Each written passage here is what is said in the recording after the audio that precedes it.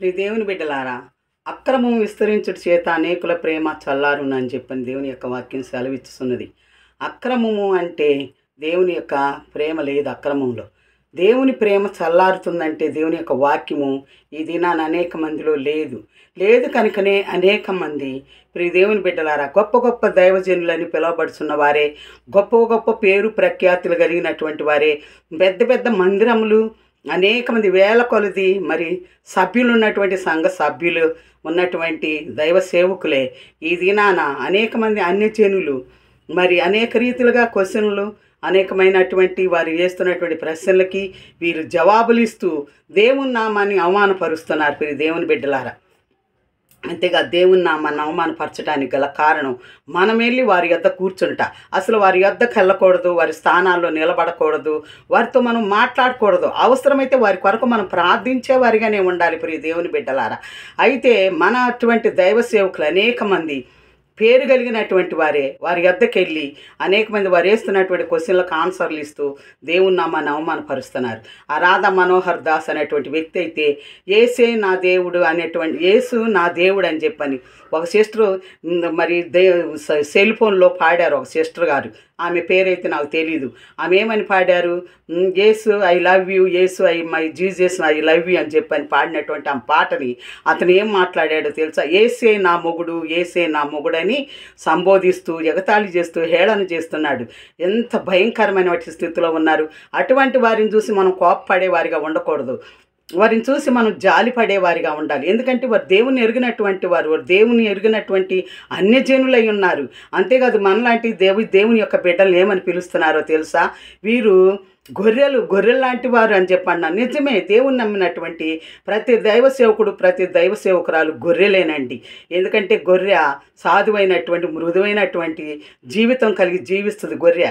కానీ మేకైతే అలా ఉండదండి. ప్రతి దడిళ్ళ మీదకి ఎక్కి ప్రతి ఒక్క చెట్టు మీదకి ఎగబడి వాటన్నిటిని ఎగబడి తింటూ ఆగం చేస్తూ ఉంటుంది మొక్కలన్నిటినీ. అలాగ మనల్ని ఇంకా నయం, అలా మేకలని మనల్ని సంబోధించలా, గొర్రెలని సంబోధించాడు అతని భాషలో. కనుక మనం గొర్రెలమే, నిజంగా ప్రభువుని కలిగినటువంటి బిడ్డలు మనం గొర్రెలమే. మన ప్రభు కూడా ఈ లోకంలో జీవించినప్పుడు మరి పాపానికి శాపానికి ఆయన దూరంగా పారిపోయాడు. అంతేకాదు శాస్త్రులు, పరిసయ్యులు, సద్దుకాయులు ఆయన విమర్శ చేయాలని ఆయన చుట్టూ తిరిగినప్పుడు ప్రభువు వారి విమర్శకి దూరంగా ఉన్నాడు, కానీ వారి విమర్శకు లోనయ్యి వారు వేస్తున్నటువంటి క్వశ్చన్లకు ఆయన ఆన్సర్ ఇచ్చేవాడిగా లేడు. కనుక మనం ఎందుకు ఈ దినాన వారికి ఆన్సర్ ఇవ్వాలి?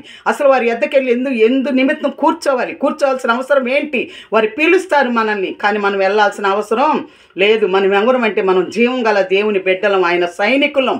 ఆయనతో పాటు నివసించే యుగ యుగాలు ఆ నిత్యరాజ్యంలో నివసించేటువంటి వారము. వారు ఎలాంటి వారండి? వారు నిమిత్త మాత్రులే, ఇంతలో కనపడి అంతలో మాయమై ఆవిరి వంటి వారు. వారు ఏమన్నా దేవుళ్ళ? వారిలో ఏమన్నా దేవుడు ఉన్నాడా? లేరు. వారు అపవాదులు, వారు దుష్టక్రియలు చేయవారు, దుష్ట సాంగత్యము మంచి నడవడిని చెరుపునని దేవుని యొక్క వాక్యం సెలవిచ్చుతున్నది. వారు దుష్ట సాంగత్యం, అలాంటి దుష్ట సాంగత్యం చేసి దుష్టులతో మనం ఏకీభవించి మన దేవుని నామాన్ని అవమానపరిచే వారికి అసలు ఆ స్థలాలకి వెళ్ళొద్దు. దయచేసి దేవుని బిడ్డలారా, దయతో క్షమించండి, ఒక్కసారి నన్ను దయతో క్షమించండి. వెళ్ళి మనం విమర్శ చేసుకోవటం, మనం సెల్ ఫోన్ల నిండా డిబేట్కి రమ్మని మాట్లాడటం, ఇది వస్తావా లేదని అడగటం, లేదా ఏదో చిన్న తప్పు చేసినంత మాత్రాన దాన్ని మనం పెద్దదిగా సాగతీయకూడదు. అది అలాగ మనం విమర్శ చేయకూడదు. వాని క్రియలను బట్టి ప్రతి వానికి జీతం ఇస్తానికి మన ప్రభు ఉన్నాడు. ఏ దైవజనుడైనా ఎవరైనా ఏదైనా చేసుకుంటూ పానేయండి.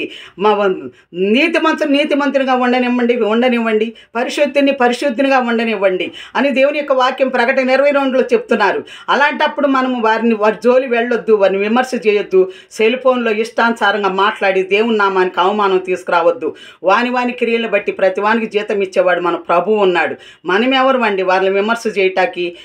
ఇది పలికాడు, ఆయన అది పలికాడు, వాళ్ళు ఇది చేశారు, వాళ్ళు అది చేసి అనటానికి మనం అర్హులం కాదు. మనల్ని అందుకు పిలువల ప్రభు.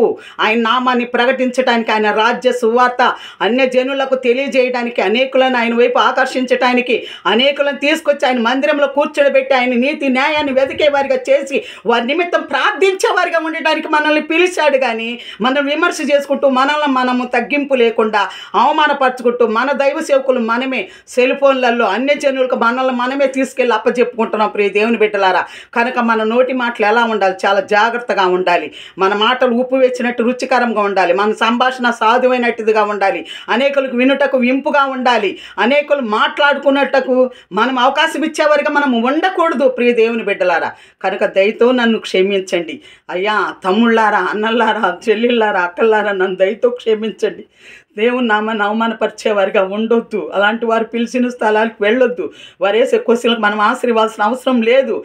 మన దేవుని నామాన్ని మనం ప్రకటించుకుంటూ వెళదాం. మన యేసయ్యను మనం ఘనపరుచుదాం. ఆ నిత్యరాజ్యానికి వారసులమవుదాం. దేవుని నామానికి మహిమ కలుగునుగాక.